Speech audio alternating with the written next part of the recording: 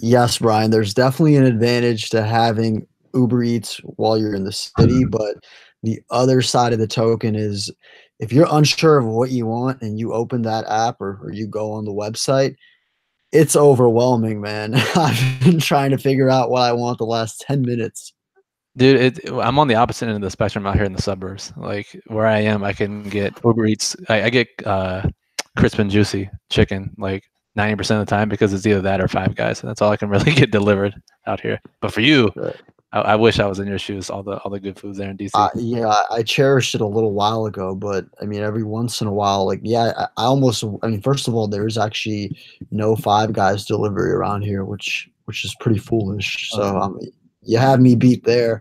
Um, but second of all, is it better to have less options? Like, let's segue this into fantasy, right? Um, Paralysis by number of options. Yeah, you get paralysis by analysis, it's right. real. It's a real. Well, I'll figure it out, but we do have a big slate of games to cover here, and it's Walid. I'm here with Brian. It's the Occupy Fantasy Podcast. How goes it, Brian? What's going on? Pretty good, man. Just tilting these single game slates. Had a really great lineup Monday night. Really good game theory. I thought everything went into play, but then variance takes over, bullshit takes over, and Monday night all the tickets down the drain. That's the best thing about single game slates, or the worst thing where you're in it or not in it until the very last play of the game. So yeah, garbage time is the whole thing, right? Especially if the game isn't close. But you do, and we were laughing because you have tomorrow. You have 10 tickets to the live final qualifier, right? And I think you were when you were getting these tickets, you didn't know it was for the. You want to kind of fill our audience in on the background here. Yeah, and we always preach to know what kind of satellite you're entering. Some people will add us like, "Yo, I want a ticket to this contest. What is it?" I'm like, "Well, you should probably know that beforehand." But I really can't say that because for me, I didn't know what this was because FanDuel has the same abbreviation for the online championship and the live final, which you should never try to qualify for because it's so expensive and impossible to get into. Yet here I am with 11 qualifiers for a live final. I thought they were $9 mega qualifiers for the $250 satellite at the end of the year, which every 30 entries would win a ticket, which is super reasonable. And I thought if I get a bunch of entries of those, I can definitely have a chance to get a couple more. Turns out it's for the live final, which is in New York City, end of the year, has 75 qualifiers, and each ticket package is worth like $30,000 or something nuts. So on a $9 entry, you have to get first out of 5,000 people. So clearly on a single game slate, right? So we talked about how hard it is to win your to differentiate from 250 people with a single slate lineup. Now multiply that by 20. It's going to be tough. I'm going to have to get crazy with these lineups. And the bad thing about these qualifiers are there are some extra prizes, but it's basically like entering a double up where only the top 10 out of 5,000 win. So like if you get 10th, you like double your money or something. So my goal is to try to get first. I'm just gonna make it as weird as I can, and then also enter those lineups into some more reasonable satellites. So yeah. So Thursday plug, we got the Saints and Cowboys, and I'm sure you've looked at this game every which way possible. I have. It's interesting because I just and I'll go back to your statement, your prediction, your foresight a few weeks ago with Drew Brees winning the MVP. He's continuing his campaign. He's a front runner now, and his efficiency is mind blowing. Just looking at the stats, and I put this in the Thursday edition of the plug. He's only had more than 30 passing attempts once since the bye week, and that was the game against the Rams, which was a shootout. And he has a 10% touchdown rate, double his career average. Like he's just if you look at his next gen stats, expected completion percentage, he laps the field. Like he's way better than everyone else. We haven't seen a season like this. I don't know when, as far as efficiency goes. I don't know if he can continue it, especially when he's throwing to guys like Keith Kirkwood and Dan Arnold, who are just like created player names that are default on that. So I don't know. He's playing out of his mind, and if he continues that and outperforms expectations again tomorrow, I'll probably leave empty-handed with my satellites. I just don't know if he can continue having 30 pass attempts a game and scoring 30 fantasy points. And Keith Kirkwood does sound like a guy in like the created draft class in Madden. Right. That would have a lot. You'd be like, oh, that's my new number one receiver. I just got this guy, Keith Kirkwood.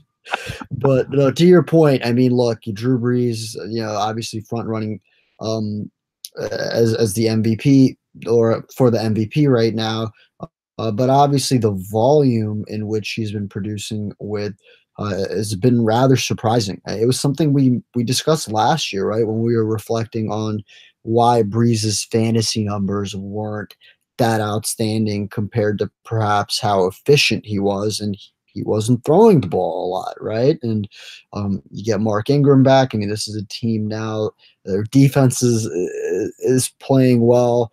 Like Drew Brees is not in situations where they're down in the second half, right? So that in a way, it's like, okay, like last week we saw it. They dominated Atlanta, but he only had 171 yards. So I mean, Breeze will probably get closer to 30 attempts than he will 20 most weeks, right? I mean, if you look at his numbers, and let's go through them. Last week, 22 attempts, the week before 30, 25, 36, 23, 30, 29, 32, 49, 35, 45. And that's an inverse order. So you can almost see earlier in the year, he was slinging it. But now with the way the defense is playing, the way they're running the ball, they're just in favorable game scripts to avoid throwing the ball. And if you're going to pay that much money on a single game slate, it's literally the exact same situation as Deshaun Watson on Monday night, where if he's going to have 24 passing attempts, is he really worth 17,000 on FanDuel or 15,000 on DraftKings and even more as your captain? He's not, unless he has an outlier game, which Breeze has had for like the past 6 weeks, and Watson has had every now and then, and you have to take these stands like. If especially high risk contests, it makes no sense to bet on these outliers. Even if it is one of the greatest quarterbacks to ever play the game, I'd much rather spend my money not using Breeze on a single game slate if he's going to get 25 passing attempts. No, all good points. And only counter argument is maybe with DeMarcus Lawrence kind of opening up his mouth, petty Sean Payton comes out and Drew Brees is throwing deep balls with the 20-point lead in the fourth, right? So it can't against his old team, Sean Payton, like I'm just saying, right?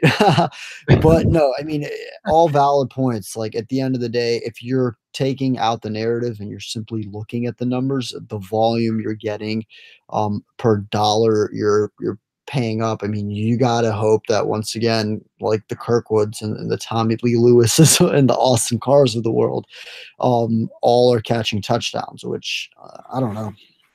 Seems pretty impossible. The other thing to note about this game is that even though it's on a Thursday, these teams have had a full week to prepare because they also played last Thursday. Yeah, and good point. The one thing I noted, because I'm in an against the spread pool, it's a pretty large pool, and you pick every game against the spread each week. And me being a contrarian, fade the public bullshit, I'm taking road underdogs like every night on Thursday night, just getting hammered on Thursday nights. I've won 1 or 2 games all year on Thursday, and so I was like, damn, let me go back and look at this. Favorites are 13-1 against the spread on Thursdays this year. Favorites, right? Favorites, 13-1 against the spread. And I know it's a small sample, but you look at the teams taking advantage of how much better it is to pass the ball. You look at the disparity with the gaps in talent and the gaps in analytics between the top and the bottom teams. If you have one day to practice, the good teams are going to win out more than not, and I think that's showing more now with this. So I don't know. What do you think? It still affects these teams on a Thursday, even though they've had a full week of practice because their scheduling's kind of off, or do you still think that a full week of practice, I wouldn't worry about the Thursday trend? I wouldn't worry about the Thursday, to your point, right? They've had a week. There isn't a short turnaround. Literally the normal turnaround here, 7 days. But to your point, right, and about perhaps so it's a 7-point spread. I think I don't know what the money line betting percentage is right now. Do you have that in front of you? Yeah, Saints are overwhelming. Overwhelming majority of the tickets, like 70% of the tickets or something, which it shouldn't be unexpected given how much. Right. And what makes me feel like I want to lean on that side of things is like the Dallas Cowboys, let's face it, like okay, they've won two straight, right? Or is it three in a row now? 3 in a row. No, three in a row, right? So you see how kind of the momentum is shifting, right? But each game that like the Dallas Cowboys are built around Ezekiel Elliott, right? They're not like sure we saw Amari Cooper catch two deep touchdowns off really poor tackling. Those could have easily been 25-yard, 20-yard gains, right? Last week, but they're built around Zeke. That is their heart and soul. And I'm not saying it to compliment Zeke as much as I'm picking on like just how vanilla this Dallas offense is, right? We saw their last loss against Washington. The Skins held him 15 carries for 33 yards, right? And that was the formula to beat the Dallas Cowboys. Now you look at the New Orleans Saints; they've been pretty damn good against the run. Really It's good, like really, really good against the run. uh, And it's one of those things where you think, okay, maybe this is going to regress eventually, but they've shut down like every every running game in recent weeks. And then, you look, you just kind of you go through the matchups, right? Amari Cooper, and I mean, it's like, where's Dallas going to beat him? I just don't see a situation where this game is going to be close. Maybe garbage time can help it, help the Cowboys cover the spread, but I don't know. I just don't like. I don't see the Dallas Cowboys would have to put up 28 points in order to cover because I don't see Dallas holding the Saints under 34. But that's just the way they've been. They're due for a regression too. But I mean, the Saints are on the same level as the Chiefs and the Rams. Like that's its own tier. They're in their own league. Those three offenses legitimately are going to average over 30 points a game. Right. If you look at, I think it's Ben Baldwin on Twitter. He's an economist and he's part of Seahawks Twitter. And he does a lot of good analytics and does a lot of great tweets. And the EPA chart that we retweet out every week from Brian Burke of ESPN showing each team's offensive and defensive efficiency. Ben Baldwin does the same chart for passing games, both success rates and expected points added. So up and to the right is good as well.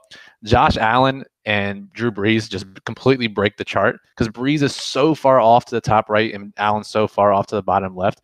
It just shows that even though they're not passing a ton, and because of his touchdown rate and because of his completion percentage and all that good stuff, he is on the same level as those other offenses, even though he doesn't have the volume, just because he's being so efficient. So it's gonna be a tough matchup for Dallas. And given my strategy and that against the spread pool, it's like, okay, I get a home underdog who the public doesn't like. I get the extra half point, 7.5 points. It's like this would be the prototypical spot to take them.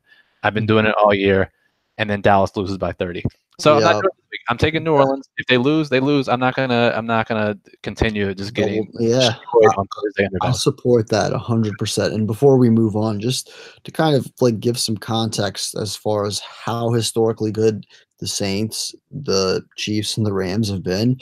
Okay, first of all, the Colts rank fourth in the league in points per game with 29.5 points per game. The Rams and Chiefs are all averaging over 35 points per game. That's 6 points difference between the third ranked team and the fourth ranked team. And then you have, I mean, a clusterfuck of teams all, averaging from 27 to, 23 points. That's like, the kind of the league average, it seems. The median is right around 20. The Saints are literally two touchdowns better than the average team that they're playing. And then to top it off, dude, all three of these teams have scored more points in their last three games than they've averaged all season. So for Yeah. all the notion it's getting colder, no, these offenses are just getting better and better and harder to stop. And honestly, I think this whole new age of the way these teams are just out scheming opposition in the passing game, like it's here to stay. Like the Patriots are no longer the most dominant offense in football. No, Like, it's not. And it's funny because I sent you and Moose that chart the other day that showed how often the Rams use jet sweep motion and send a receiver motion, either give them the ball or do a little pitch in front, and they're like 3 or 4 times above second place. It's like just completely next level stuff that these offenses are doing, and it's showing on the field. So I don't know. I'm really excited for that Bears-Rams matchup because the Bears have by far the top defense in the league, and we'll see if they just get slaughtered, then you'll know that one of these 3 teams are going to win the Super Bowl because it doesn't matter. No other team can stop them. I like it because it's going to be a matchup where, like, we'll see how they kind of align, right? And if there's any sort of like, hey, like the immovable object meets the unstoppable force narrative, or if it's the Rams just walk through them. So, speaking of the Rams, they'll take on the Detroit Lions. That game has, I think, tied for the highest over/under of the week with, or third, right? 55 points. The Chiefs and Raiders are 55.5 points, but expect a lot of offense, right? LeGarrette Blount last week, 2 touchdowns. As you called it. You called it. Somehow, right? Like that just sound like, he's a big guy. He needs to eat on Thanksgiving. You were a prophet last week. You called him, called Vernon Davis. I was like, damn, all the guys you called him. I couldn't put them together in the right lineup, unfortunately. But yeah, no, individually they were there's some good picks there. But I mean, do you see any we know who we like on the Rams, right? Obviously Goff, Gurley, Woods and Cooks always in play. Is there anyone on the Lions outside of Kenny Golladay worth considering? We talked about Bruce Ellington last week, Theo Riddick. Anything there? It looks like Kerryon Johnson missed practice again. We're recording this Wednesday night. He missed practice Wednesday, so he's questionable at best. I would be inclined to play LeGarrette Blount again. If you haven't season long, I would still probably play him just because the Rams aren't that great against the run. And, in a high total game, we saw what he did with 18 carries last week against a pretty good Bears defense. So I like Blount again. I think Riddick, Ellington, you're playing all those guys in season long. The Lions have one of the worst pass defenses in the league by most metrics you look at. So this should be a Jared Goff trio of receivers, Josh Reynolds included. All those guys are in play here. They're definitely a game you want to stack up. I like it. And LeGarrette Blount had 6 red zone attempts last week. So I don't expect a repeat of that. But if Kerryon Johnson is out, if you get 3, I mean, that's not bad at all, right? And pound it in for a touchdown for his price. Panthers Bucks. Panthers lost a heartbreaker as Graham Gano, who I thought he wasn't clutch on the Redskins, and he kind of became a little more clutch. But recently he looks like he might be 1 or 2 bad games away from being a free agent. Yeah, they were working out kickers this week, so he's on a short leash. So this game will be interesting. Huge total again. Occupy model, the projected ownership is already up for week 13. Cam up at 20% on DraftKings, 16% on FanDuel. It looks like a guy, Cam has a very high floor with his rushing ability. We talk about it most weeks. So against one of the worst passing defenses in the league in a high total game, Cam just looks like a great play, especially from a high floor, low risk perspective. I want to ask you about his weapons. So McCaffrey just absolutely went off last week. DJ Moore looked like the real deal. Curtis Samuel's doing great on limited targets. Devin Funchess didn't practice again. Didn't practice all last week with a back injury. I imagine he's in that Kerryon Johnson questionable at best range. So looks to me like all these guys in play. But if you had to pick 1 or 2 of those guys, who would you choose to pair with Cam? Ooh, well, okay. First and foremost, I pair Christian McCaffrey, right? And we're talking higher risk league contests, right? I know that's obvious, like he's head and shoulders above everyone else, but I do like stacking Cam with a guy like McCaffrey because McCaffrey's going to catch the ball, right? He's going to get his handful. Like last week, he had 11 targets. He had 112 receiving yards. So if you got 112 and a touch from a receiver that you stacked with Cam, you'd be very happy. So I definitely would have him with any of those stacks. DJ Moore, man, we're a little biased, right? As Maryland alum. But he's shown us something, man. He's looked really promising these last 2 weeks, and then earlier in the season, he definitely had signs as his role continues to expand. Now, he's gotten 9 and 8 targets the last 2 weeks, which are like his 2 highest targeted weeks, and the production is there, right? So the talent, that's where it is for me. Like my favorite Panthers stack would be Newton, McCaffrey, and DJ Moore. Yeah, I agree. I mean, Samuel, even though he's playing well when he gets the opportunity, he's still not playing a ton of snaps. So, yeah, I agree with those three. And most people don't think to pair a quarterback with a running back. They think high risk, they think stacking quarterback receiver, but quarterback running back has a really high correlation too, especially when your running back is McCaffrey, who's basically a cheat code running back and receiver in one. So you get it both ways, right? Like you can obviously, your running back can get receptions and you can get a touchdown that way and get the correlation. Or on the other end, like if your quarterback's having a good game, then your running back's probably going to have more carries, right, in the second half when the defense is worn out, or you'll have more red zone opportunities. I mean, when the Panthers get inside the 10-yard line, right? It's either Newton, McCaffrey, or Olsen, it seems like. So, right. Yeah, I like it. I think it's something that's people are getting sharper too, right? Like it's maybe in the past, like would have avoided it, but when you have a guy like McCaffrey, you can't think twice pairing him up with a quarterback. No, and you figure they have a team total of whatever it is, 29 or 30 points. The Rams have this a lot. I mean, I am not even opposed to the strategy in low risk contests. You just play Cam and McCaffrey, or you play Goff and Gurley. Build around him, yeah. Unless some random shit happens where an end around or a defensive touchdown, you're gonna lock up all their touchdowns. That's a pretty safe move, I think. No, I agree. One of those, and we talk about this often, right? Like there's certainly strategies you can use in both higher risk contests and cash games. Like they're not always mutually exclusive. A lot of times they are different, but this is a perfect example of like if you built cash game lineups around these guys, it'd be totally kosher.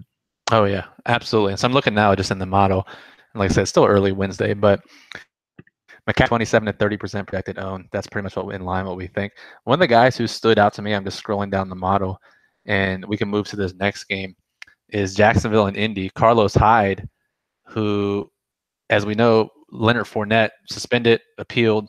I don't know why. Obviously didn't win an appeal. Jumped off the bench and punched somebody.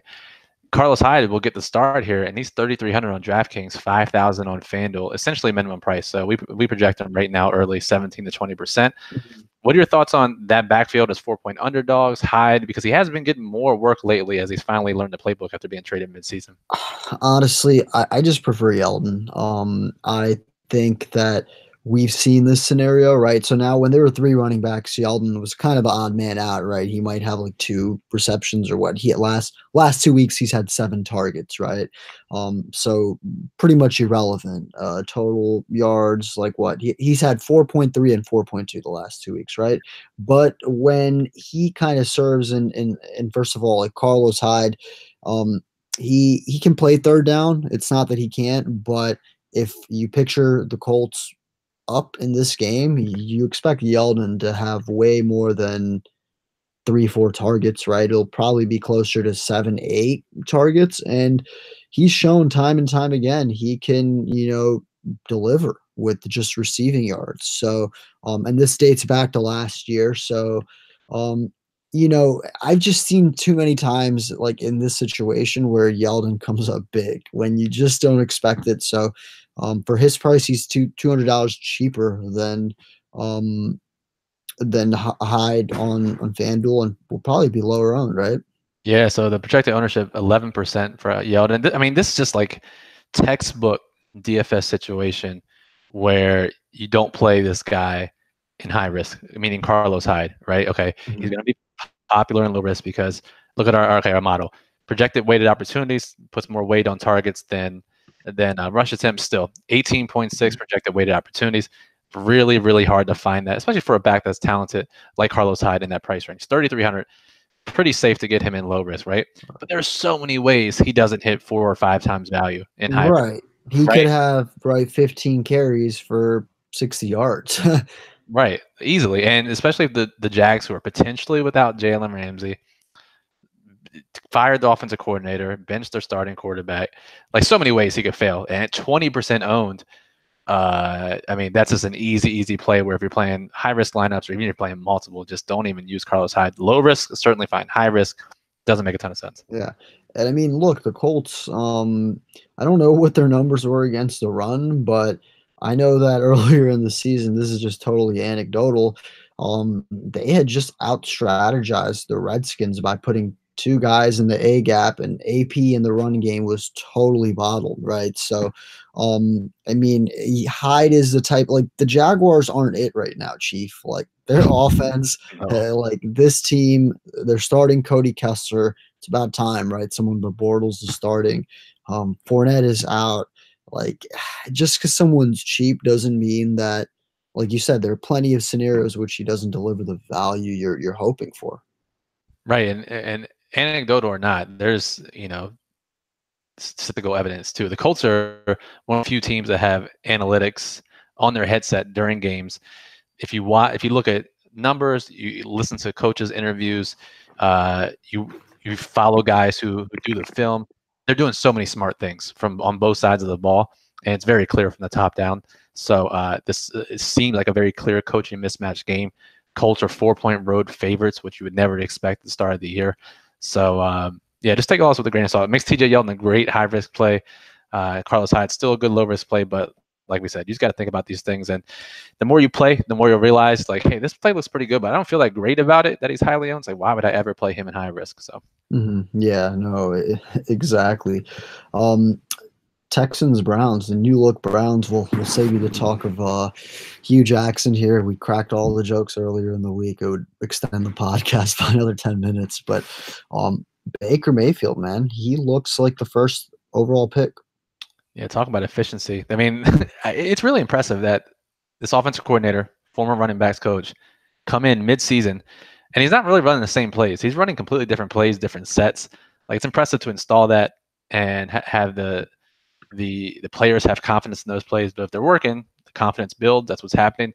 Getting Chubb more involved in the passing game. They're throwing less to Jarvis Landry, who's been a black hole of efficiency this year. So they've been dominant. So I'm really excited to see this game against against Houston. Mhm. Houston's been rolling 8 in a row now. So Yeah. I don't know. What do you think? How do you think this game plays out? You think Cleveland's for real, or do you think Houston holds them off? Well, it's a good question, right? And right now, the Texans are about touchdown favorites, right? 6 point, yep, favorites here. So clearly, Vegas and the betting is going to be tilted to the team that's won 8 in a row. But I mean, the Browns have looked legit. Like, if you really believe in the notion that, okay, like, you're what, new beginning, because they got rid of Hugh Jackson, and like that, all of a sudden, let's say you believe that can change the tide. They've been it's been a new season for them. Like, the last 2 weeks, I never thought I'd see the Browns go into a division opponent like that and kick their ass. And that's what they did. I don't care that AJ Green didn't play. I mean, what the Browns did was not what I'm used to seeing the Browns do last week. And then the week before, beat a Falcons team that, despite what you may think, that offense is still legit. Like, to hold them to 16 points is no joke. Yeah, I mean, there's tons of talent in that defense, and so it's impressive what they're doing. It really is. So I'm curious to see if they can continue it now. They finally get a legit playoff contender on the road. Tough matchup for Cleveland, tough spot, but the line has dropped for them. They opened as 7.5-point underdogs, now down to 6. So clearly they have some support somewhere. So Let me ask you this.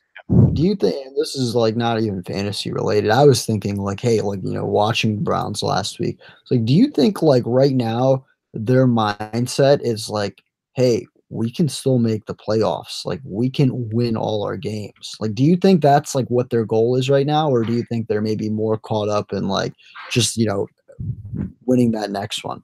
Like, do you think they are legitimately thinking this is a new season? Because the AFC, I mean, you look at who's the sixth place team currently. It's the Colts, right, or the Ravens? Yeah, they're both 6 and 5. So I mean, it's well within striking distance, right? So Mhm. I think they're definitely thinking about it. And if you ask them in an interview, they're going to be very PR savvy, like, oh, one game at a time. We're just looking forward to Houston. But in your minds, if you've ever been an athlete, you're thinking, okay, how can we get to the playoffs? If you've literally ever played Madden on all Madden, you start out 1-4, and you're like, man, fuck this game. But then you're like, hey, man, if I run the table, I can make the playoffs. Like it's as natural human. That's how you think. So I'm sure they're thinking the same thing. And now winning 2 games in a row, they're definitely thinking it. It's gonna be fun, right? You got the last 2 first overall picks between Deshaun Watson and Baker Mayfield, and this game, for what it's worth, is probably the one I'm most excited about. Should be good. I need them to stop winning, actually, because voters are going to start voting for Baker Mayfield for Rookie of the Year when I need Saquon to win it badly. So that's crazy because Saquon has done everything in his power to to win it, right? It just shows how that effective quarterback narrative is huge. Bills, Dolphins, and the Jets and Titans. If you're a fan of any of these teams, I'm sorry, you got to watch these games on Sunday. Any DFS inclinations here? Kenyon Drake has looked pretty good. What touchdowns at least? Yeah, I'm probably avoiding that game completely. The one note I'll point out here, and I put it in the Monday Night Daily Plug, and because the Titans got out to such a terrible start, didn't really come to fruition, but it's 10-point home favorites. I think it might this week. The offensive coordinator, Matt LaFleur, before last week's game said we have to get Derrick Henry more involved. He's looked great on the ground. We have to even out this split between he and Deion Lewis. Okay. Henry finishes with 30 rushing yards, got 1 catch on Monday night. People want to look at the box score, forget about it. Right? Fumbled.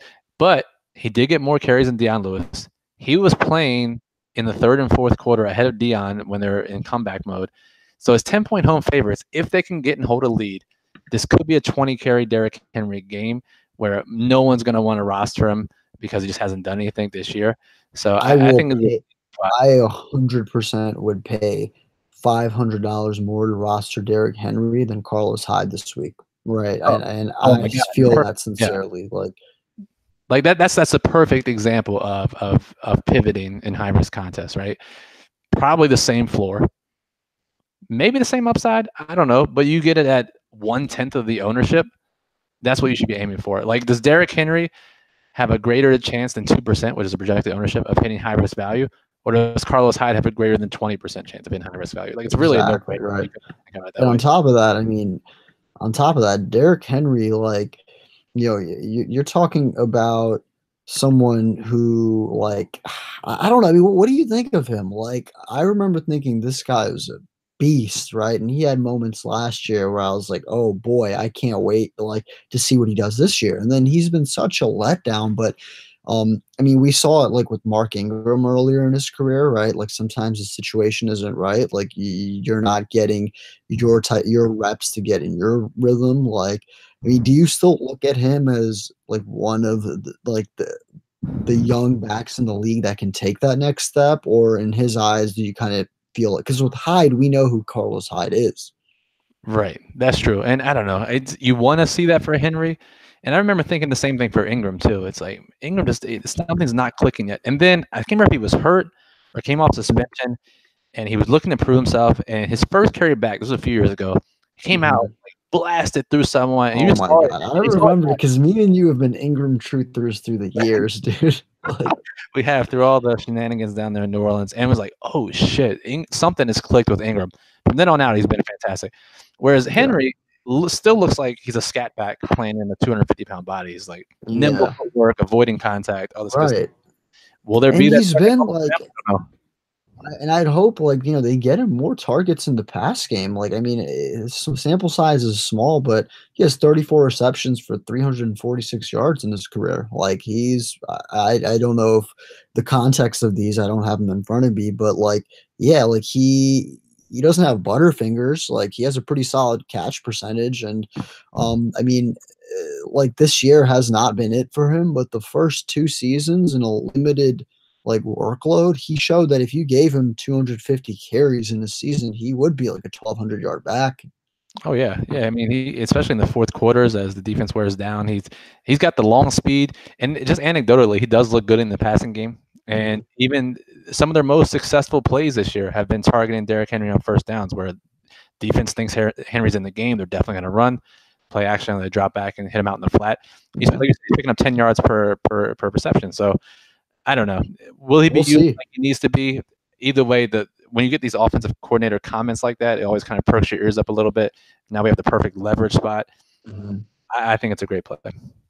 Which team is more likely to cover the spread here? The Raiders, 15-point underdogs at home against the Chiefs, or the 49ers, 10-point underdogs in Seattle?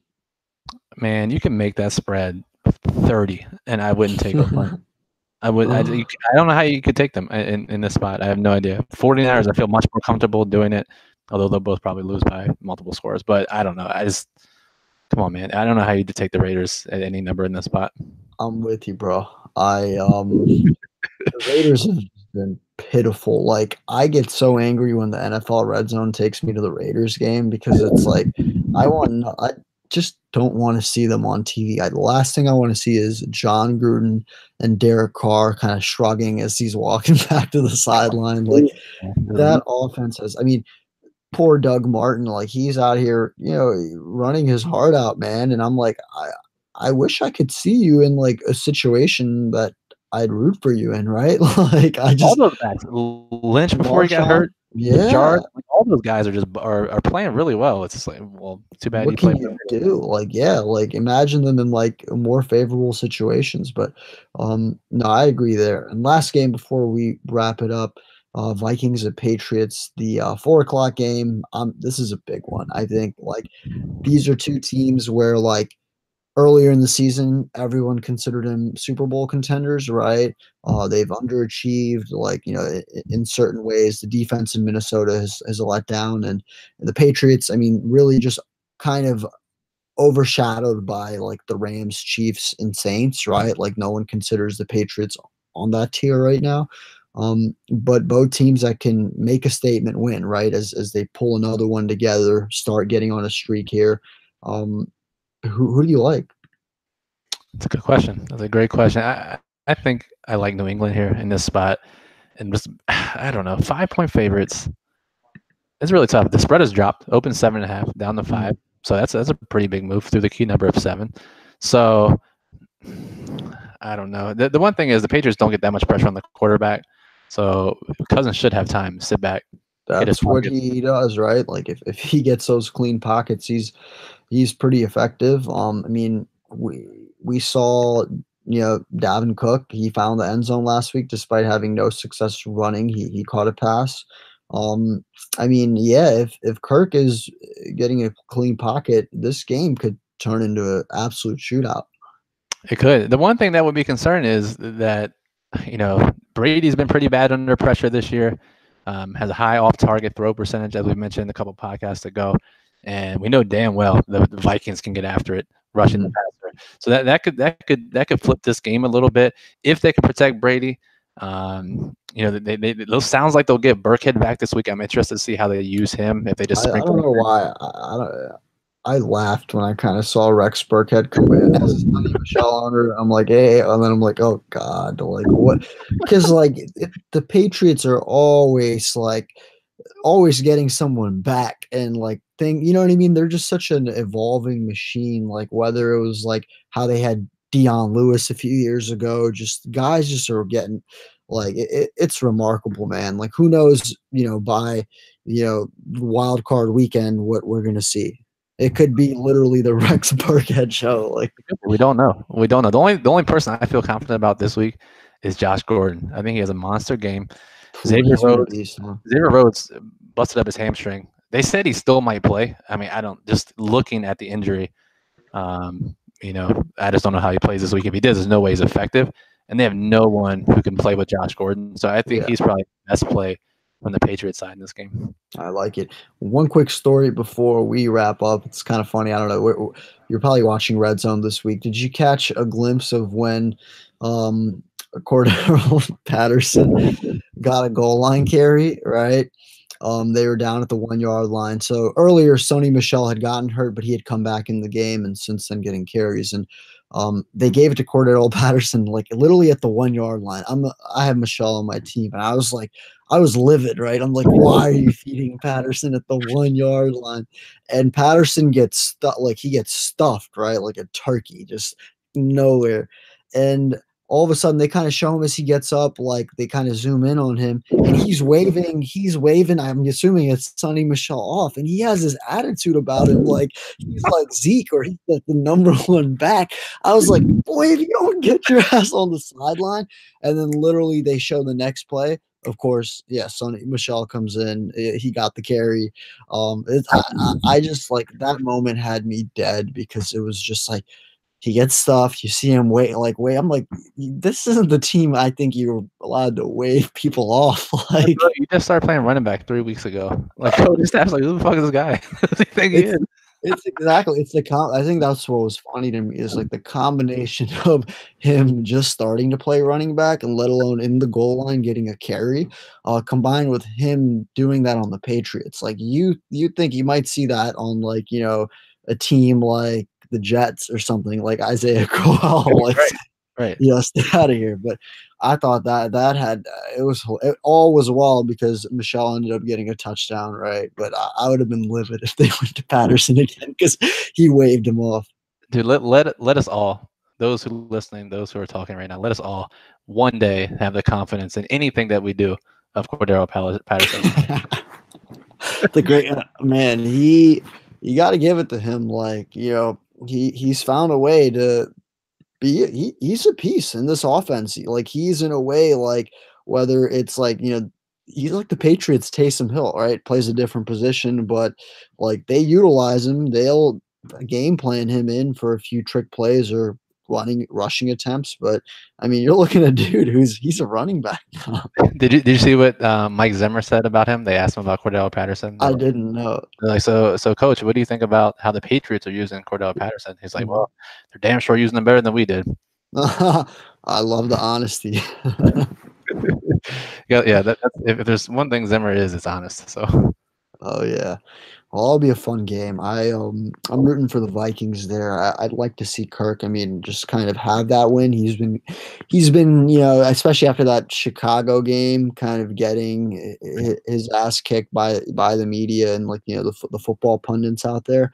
But I've always known him. When it gets colder, like he starts to bring that out. So it'd be fun if he can.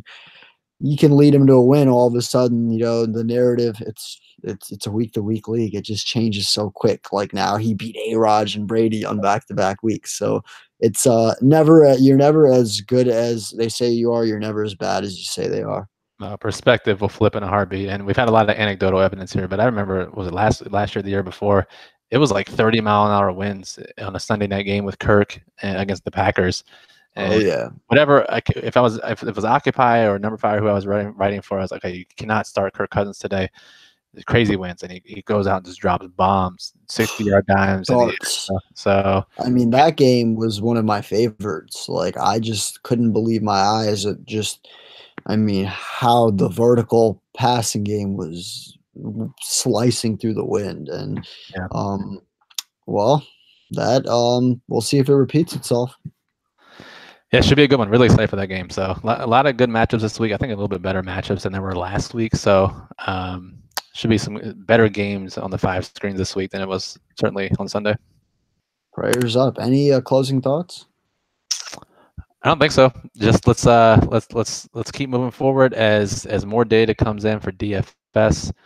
Yeah, keep using it. Use up until Sunday, until lock if you can. Lots of interesting news came in this past weekend, Sunday morning. So don't get locked into your lineups. Be flexible. And then for season long, best of luck to everyone. Don't be afraid to change up. Trying to maximize your winning percentages. Playoffs are right around the corner for season long. Mm-hmm. Do what you can to advance and survive. Absolutely. Keep getting those tickets in all sports, right? NFL, NHL, NBA, and hopefully you get a good holiday payout. Yep. So just we talk about in the plugs, but FanDuel WFFC Fan Championship. Make sure you get those right. NHL, try to get the Super if your bankroll allows Super Monster, fantastic contest. If not, the Super Goal is always great too. DraftKings, they have the $100 Millionaire Maker on Sunday, if you can earn some entries there. NHL, they have their own big tournament.